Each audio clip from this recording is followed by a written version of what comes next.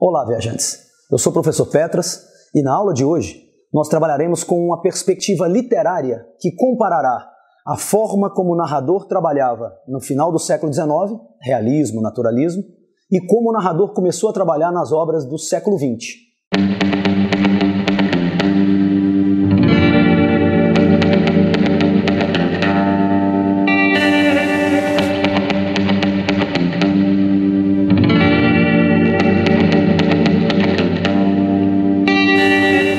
Um aspecto importante a ser observado das narrativas da segunda metade do século XIX, sobretudo nas realistas, é a voz da onisciência narrativa.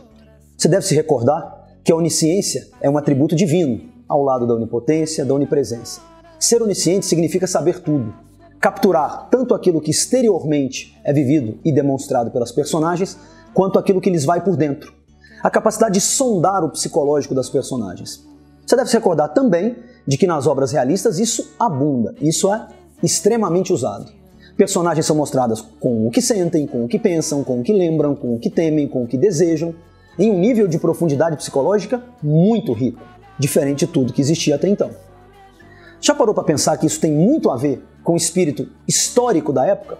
Com aquilo que é chamado em alemão de Zeitgeist, espírito do tempo?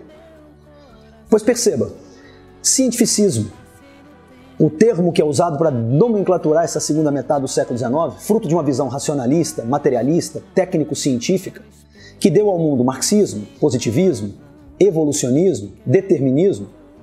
Nesse momento em que o homem crê muito na sua capacidade de tudo explicar através da ciência, nada mais natural do que uma voz narrativa que tudo sabe, que tudo explica, à qual nada escapa.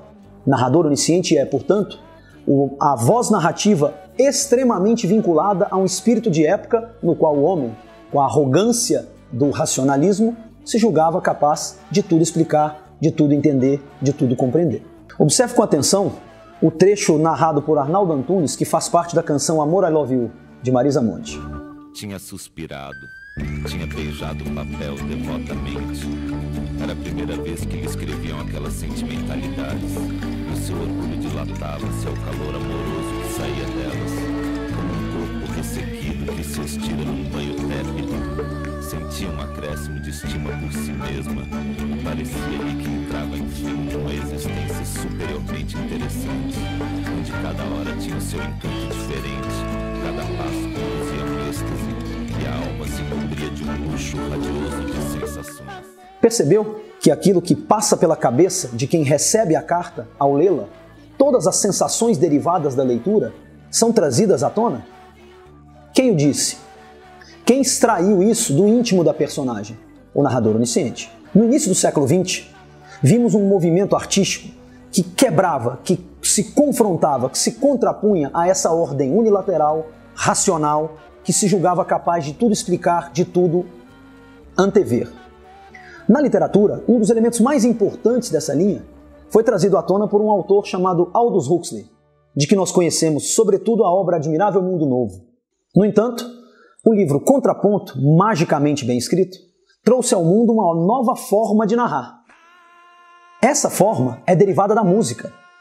Você já ouviu falar em contraponto como técnica musical? Como polifonia?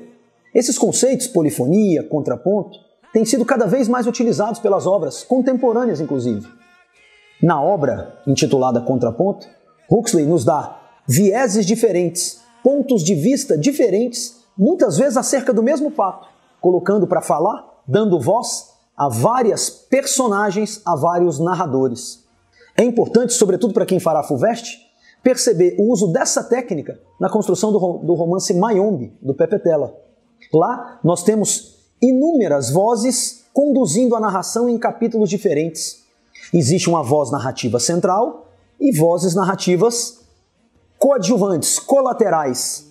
É um romance que utiliza a técnica da contraposição, que se utiliza da polifonia. Vejamos o que isso tem a ver com o momento histórico. Opõe-se ao final do século XIX essa narrativa do início do século XX. A certeza unilateral de quem tudo sabe, narrador onisciente, opõe-se à dúvida, à contraposição, à perspectiva multilateral das múltiplas vozes narrativas. Há uma só voz perfeita e que tudo sabia, contrapõe-se às múltiplas vozes. Tentando confundir um pouquinho mais a sua cabeça, pense também no cubismo, pense também nos movimentos de vanguarda.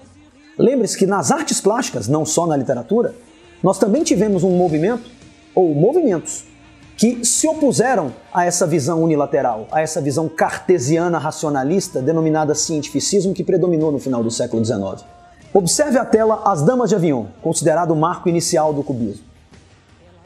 Note que nós temos figuras com múltiplas construções geométricas, configurações construídas através da inserção colada de elementos que podem ser reconhecidos em si e podem ser reconhecidos no todo que formam quando conjuntos.